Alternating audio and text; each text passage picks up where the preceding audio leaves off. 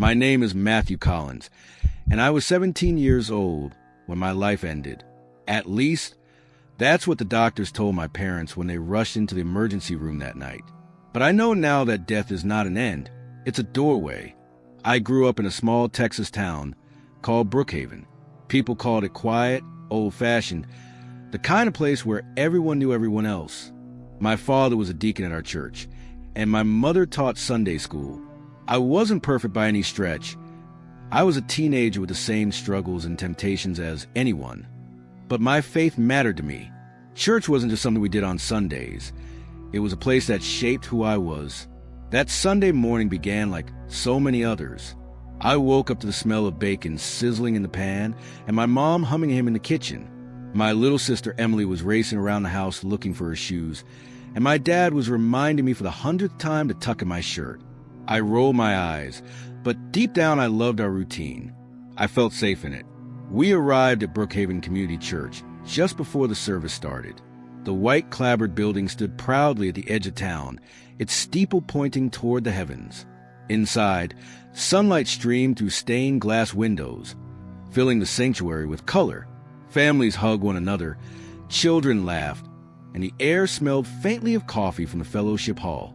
I never imagined that place of warmth and love would become the setting of my greatest trial. The pastor had just begun his sermon when it happened. The doors at the back of the sanctuary burst open with a crash that echoed like thunder. At first, I thought maybe it was just someone running late. But then I heard it, the sharp, deafening crack of gunfire. Screams filled the air. People dove to the floor, mothers clutching their children, men trying to shield their families. I froze for a split second, my heart pounding so hard I could feel in my throat. Then, instinct kicked in. I grabbed Emily's hand and tried to pull her down behind the pew. The sound of bullets tearing through wood and glass is something I'll never forget. It was chaos, a nightmare that didn't feel real. Somewhere in the madness, I felt a searing pain explode in my chest. It knocked the breath out of me, and I fell backward, hitting the floor. I remember seeing Emily's terrified face above me, her mouth moving, but her voice drowned out by the ringing in my ears. My vision blurred, the colors of stained glass spinning into a whirl of red and gold. And then, just as suddenly as the pain had come, everything went still. The noise faded. The chaos dissolved. I was no longer lying on the cold church floor. I was standing in a place that felt weightless, endless, and filled with light. At first, I didn't understand. I looked down at my hands and realized there was no wound, no blood. My chest didn't ache. I felt whole, stronger than I had ever felt. Around me, there was a glow, soft, golden and alive. It was as though the very air pulsed with love. And then I heard a voice. It wasn't loud, but it filled everything, every corner of my being. Matthew, just my name, spoken with such tenderness that tears filled my eyes. I knew instantly who it was. I had heard about him all my life, sung songs about him, prayed to him in the quiet of my room. But nothing could prepare me for the reality of hearing Jesus call my name. I turned, and there he was. His presence was overwhelming, not frightening, but so holy, so pure, that every part of me wanted to fall at his feet. His eyes, full of fire and compassion, looked into me as if he had known every thought I had ever had. And yet, instead of shame, I felt love wash over me like a tide. Why am I here? I whispered, though my lips didn't seem to move. The question rose from somewhere deep within me. Jesus didn't answer right away. Instead, he reached out his hand, and when his fingers touched mine, visions opened before my eyes, visions that would change me forever. The moment his hand touched mine, the light around us shifted. It wasn't gone, but it pulled back, as if a curtain had been drawn. In its place, I saw scenes unfold before me, not like watching a movie on screen, but as though I was standing inside them. The first thing I saw was the church again.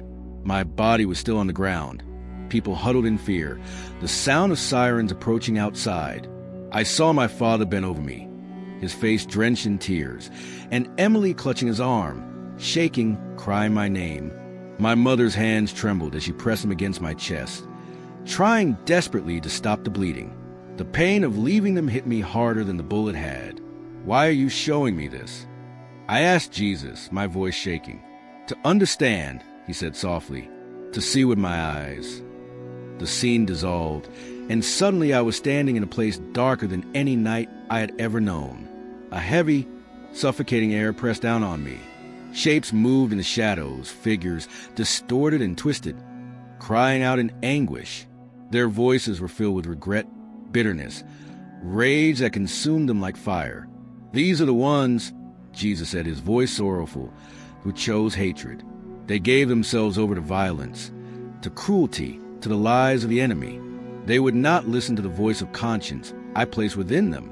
They would not turn when I called. I watched as one man clutched his head and screamed, reliving over and over the harm he had done. Another stood chained, glaring with eyes full of fury, yet his rage only burned him deeper. It was torment, not inflicted from the outside, but born from within, the natural fruit of choices made against love. I shuddered. This is hell, I whispered. Jesus turned to me, his eyes glistening. It is separation. This is what happens when a soul rejects forgiveness, when pride refuses to bow, when violence becomes their god. And then I saw him, the young man who had burst into our church with a gun. His face was pale, his eyes darting with terror. He was surrounded by the same darkness, the same chains of rage and despair. But what shook me most was the look on his face. Not victory, not defiance, but utter emptiness. I wanted to hate him. He had taken my life, shattered my family, brought chaos into a sanctuary of peace. Every part of me longed to cry out, "Why? Why would you do this?" But before I could speak, Jesus laid a hand on my shoulder. A wave of compassion, unlike anything I had ever known, flooded me. It was not my own. It was his. And for the first time, I realized what it meant to see someone through the eyes of Christ. The shooter had been a boy once, like me, someone's son, someone's brother. At some point, he had turned down a path of anger and despair, and step by step, it had led him here. He hadn't been born to hate. He had chosen it. Jesus' voice was gentle, but it carried weight like thunder. Every soul is given the chance to choose. Some choose life, some choose death. What you saw in him is the end of violence. It does not end in power. It ends in darkness. I felt tears streaming down my face. But is there no hope for him? Jesus looked at me, and for a moment, I saw in his eyes both unimaginable sorrow and boundless love. As long as breath remains in a body, hope remains. But when a soul hardens itself until the end, they bind themselves to what they served.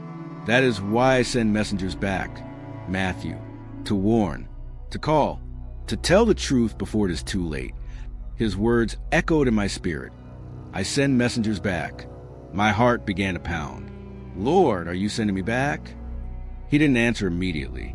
Instead, the vision of torment faded, and once again I stood in the golden light of his presence. The contrast was overwhelming. The peace here was beyond anything earth could hold. No fear, no sorrow, just love so deep it filled every breath, every thought. I wanted to stay, more than anything. I wanted to remain in this place where pain could never reach me again. But deep down, I already knew the answer. Jesus looked at me with eyes that pierced through to my soul. What you have seen, Matthew, must be spoken. You will return and you will tell them. Violence breeds death. Hatred leads to darkness. But forgiveness opens a way to life. When Jesus spoke those words, you will return, my heart sank. Every fiber of me longed to remain where I was. The peace of that place wrapped around me like a warm embrace. For the first time in my life, I felt completely whole, free from fear, guilt, and sorrow. To go back meant stepping once more into a broken world filled with chaos and pain. Lord, I whispered, trembling, please don't send me back. I want to stay with you.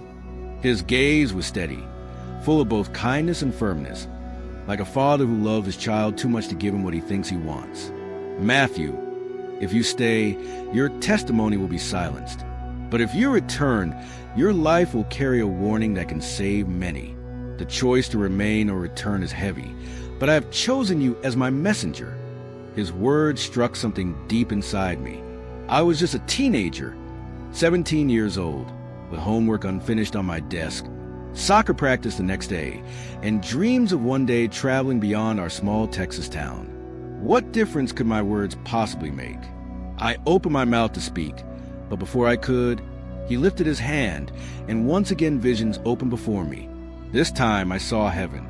It was not a single place, but a vast expanse, alive with colors I had never seen before, melodies that weren't just heard but felt within the soul. Rolling meadows stretched endlessly, their grass shimmering like it had been woven with light itself. Rivers sparkled like liquid crystal, flowing with joy that seemed to sing praises to their creator. And the people, oh, the people, they radiated joy, laughter echoing like music, their faces lit with a light that wasn't just upon them but within them. I recognized none of them, yet I felt bound to them as if we were family, connected by love deeper than blood. In the distance, a city glowed with brilliance beyond diamonds. Towers rose like pillars of light, gates shimmered like they had been carved from pearl, and every stone seemed alive with glory. I knew without being told. This was the dwelling place of God. The beauty was overwhelming. I wanted to run toward it, to lose myself in its wonder. But Jesus stopped me with a word. Matthew. I turned, and his face grew solemn. This is the inheritance of those who walk in my love, who forgive, who choose life. But many never arrive here because they choose hatred. Their end is what you have already seen. The images shifted again. I saw people standing at crossroads. Some followed paths of light, walking with humility and mercy. Others turned toward roads choked with shadows, violence, bitterness, cruelty. And I saw how each choice, though small at first, led step by step to eternal destinations. Jesus looked into my eyes, and his voice grew firm. The world is spiraling, Matthew. Violence grows because hearts grow cold. Many are silencing their conscience, choosing pride over repentance, anger over peace. But my people must hear this warning. Hatred is not just an earthly wound. It has eternal consequence. Tell them, when you choose to harm, you choose death. When you forgive, you choose life. Tears blurred my vision. Lord, how can I? I'm just a boy. Who will listen to me? You are not just a boy, he said, his voice both fierce and tender. You are mine. My spirit will give you the words. Do not measure your strength against the world. Measure it against me. I felt my knees, trembling beneath the weight of his words. It wasn't just a command. It was a burden, a mission. He was placing eternity into my hands. And yet, part of me still resisted. The thought of leaving his presence was unbearable. The music of heaven still rang in my ears. The light of his love still held me close. If I go back, I whispered, will I ever feel this again? Will I ever see you like this?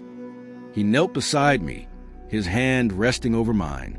Every moment you walk with me, you will taste this. And when your time truly comes, Matthew, I will be here to welcome you home. But not yet. Too many need to hear what you have seen. I bowed my head, unable to speak, torn between longing and obedience. Finally, with a voice barely louder than a breath, I said, then send me, Lord. I'll go. Jesus smiled, and in his smile was a love so deep I knew it would sustain me no matter what came. Then rise, my messenger, and remember, forgiveness is the doorway to life. The brilliance around me flared brighter, filling my vision until all I could see was light. My chest tightened, my spirit trembled, and then suddenly I was falling, being pulled back into the weight of flesh and bone. The first thing I felt was pain, a crushing weight in my chest, sharp stabs with every breath. The peace of heaven evaporated, replaced by the blinding white lights of a hospital ceiling. Voices swirled around me. Urgent, clip panicked. Machines beeped in a rhythm that matched the frantic pounding of my heart. I tried to open my eyes, but they felt heavy, as though they belonged to someone else. Slowly, the blur sharpened, and I realized I was lying in a hospital bed, tubes snaked into my arms. My chest was wrapped in bandages, each inhale dragging fire through my lungs. A nurse noticed my eyes fluttering and called out, "He's awake! He's awake!" Almost immediately, my parents rushed into the room. My mother's face was streaked with tears, her hands trembling as she clasped mine. My father stood behind her, his eyes red but his shoulders steady. Emily was there too, peeking out from behind Dad, her little face pale and frightened. "You're alive," my mom whispered, her voice breaking. "Thank God you're alive." Tears stung my eyes. Alive. The word felt strange after what I had just experienced. I remembered the church, the gunfire, the moment the bullet struck me, and then the light, Jesus' voice, the visions. It was more real than anything I had ever known. I tried to speak, but my throat was raw. My father leaned close. "Don't strain, son. You're safe now." Safe. The word echoed in my mind, but deep inside I knew the truth. I wasn't brought back just to be safe. I had been sent back with a mission. The days that followed were a blur of recovery. Surgeons had worked for hours to repair the damage, and the doctors called my survival a miracle. People from church brought meals, sent cards, and prayed around the clock. The whole town seemed shaken by what had happened, united in grief for the lives lost and relief for those who had survived. But at night, when the hospital room grew quiet and the machines hummed softly, I lay awake staring at the ceiling, my mind consumed by what I had seen. The shadows of torment, the twisted cries of those bound in hatred, they haunted me. And the beauty of heaven, the light in Jesus' eyes, the weight of his words, they pulled at me like a tide. I couldn't shake his command. Tell them. One evening, my youth pastor came to visit. He sat by my bed, his Bible resting on his knee. After a while, he asked gently, "Matthew, what do you remember? Do you remember what happened?" I hesitated. Part of me was afraid he wouldn't believe me. I was just a kid, and what I had experienced felt too immense to put into words. But then I remembered Jesus' promise. "My spirit will give you the words." Taking a shaky breath, I began. "I died," I said simply. "I left my body, and I met Jesus." The pastor leaned forward, eyes wide but silent. I told him everything. The golden light, the sound of his voice, the visions of torment in heaven, the young man who had pulled the trigger, and the compassion that had overwhelmed my hate. I spoke of Jesus' warning, his words about violence and forgiveness, about choices that lead to life or death. By the time I finished, tears streamed down my face. My voice trembled. He sent me back. He told me to tell people, to warn them. The room was silent for a long time. Finally, my pastor wiped his eyes and whispered, "Matthew, this is powerful. Don't ever doubt what the Lord showed you. The church needs to hear this." His words were a balm to my anxious heart. Maybe I really could do what Jesus asked. Maybe my voice, small as it was, could carry his message. But as the days turned into weeks, I realized the mission wasn't going to be easy. Some people believed me. Others didn't. Some said it was a medication, a dream, trauma playing tricks on my mind. I wanted to shout at them, to make them understand, but I knew that wasn't the way. Instead, I prayed. Every night, I asked Jesus for courage, for wisdom, for the strength to speak even when others doubted. And slowly, opportunities began to come. At youth group, at church gatherings, even in conversations with classmates who were curious about the shooting. I told my story, trembling at first, then with growing boldness. Each time, I saw a heart soften. Tears filled eyes. People began to ask questions about forgiveness, about choices, about eternity. And I knew Jesus was using my words, weak as they were, to plant seeds of truth. Yet, deep inside, I carried a weight that never left me. I had seen both sides, the glory of heaven and the torment of hell. I had seen what hate does to a soul, and I carried the faces of those still trapped in darkness. It wasn't just a story. It was a warning, a mission, a calling that would shape the rest of my life. In the weeks after I returned home, I thought life would slowly return to normal, but nothing felt normal anymore. The world looked the same. My room with posters on the walls, textbooks stacked on my desk, the smell of my mom's cooking drifting down the hall. But I was not the same boy who had walked into that church. Everywhere I went, I carried the weight of what I had seen. When friends joked about violence in movies, I thought of the torment of those who had chosen hate. When classmates gossiped or bullied, I heard Jesus' words about choosing life or death in even the smallest actions. And when I sat quietly in my room, I longed for the light of heaven, the warmth of his presence that no earthly comfort could match. But sharing my story wasn't easy. At first, when I spoke at youth group, the room went silent. Teenagers who rarely paid attention leaned forward, their faces pale as I described the darkness I had seen and the glory of heaven. Many wept. Some prayed for the first time in months.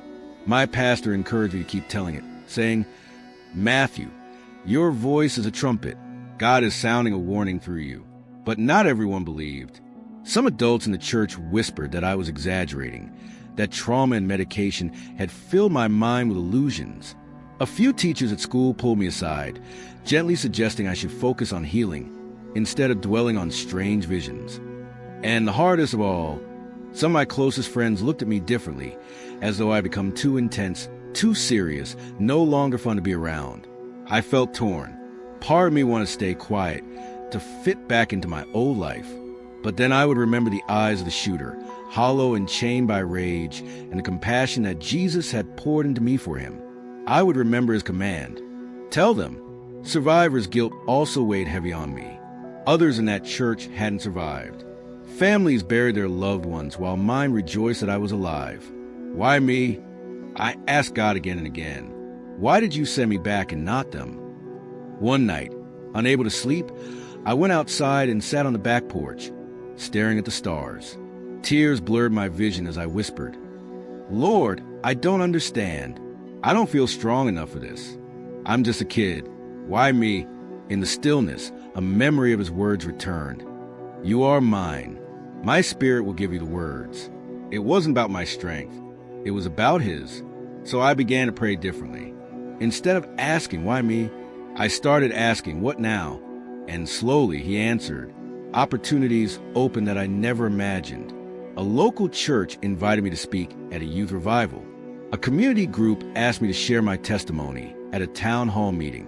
And one night, I stood before a gym full of teenagers at a school assembly, telling them about the power of choices, how violence doesn't end in power, but in darkness, and how forgiveness opens a way to life. I watched as their faces shifted from skepticism to silence to tears. And in that moment, I realized Jesus was keeping his promise. His spirit was carrying my words into hearts. But the journey was far from easy. Some mocked me. Some said I was making it up for attention. Even in church, there were those who squirmed uncomfortably when I spoke about hell, about the reality of torment. It would have been easier to soften the message, to skip the hard parts and focus only on heaven. Yet every time I thought about holding back, I remembered Jesus' eyes, those eyes that carried both sorrow and love, and I knew I couldn't stay silent. Years have passed since that day in Brookhaven Community Church. I'm no longer the 17-year-old boy who walked in carrying nothing but a Bible and left on a stretcher. I'm a man now, but I will always carry the mark of what I saw. I've shared my testimony across towns, in churches, schools, even online where strangers from across the world have heard my story. Some still doubt me. That's okay. I don't speak to convince skeptics. I speak because I was commanded to. The message hasn't changed. Violence breeds death. Hatred leads to darkness. Forgiveness opens the way to life. And I've seen the fruit. I've seen young men lay down grudges after years of bitterness. I've seen families torn apart by anger come back together in tears of reconciliation. I've seen classmates who mocked me at first come quietly later to ask, "How can I know him the way you do?" But perhaps the greatest transformation has been in me. I no longer see people the same way. When I look at someone, even someone who hurts others, I remember the compassion Jesus gave me for the boy who shot me. I remember that every soul is at a crossroads, and every choice draws them closer to light or deeper into shadow. Do I still long for heaven? Every day. The memory of its beauty still makes my heart ache. But I've come to understand something deeper. Heaven isn't just a place I return to one day. It's a kingdom I carry with me, a kingdom I am called to reveal here and now, until my true homecoming. The scar on my chest is a daily reminder of the bullet that ended my life, and the Savior who gave it back to me. I touch it sometimes when I feel afraid, and I hear his words again, "You are mine. My spirit will give you the words." And I speak, not because I'm strong, not because I'm brave, but because I've seen what waits at the end of hatred, and I've tasted the glory of forgiveness. If you're listening to my story, know this: your choices matter. Every word, every action, every moment of anger or mercy, it all shapes eternity. I was sent back to tell you that life is not just about now. It's about forever. And forever is shaped by what you choose today.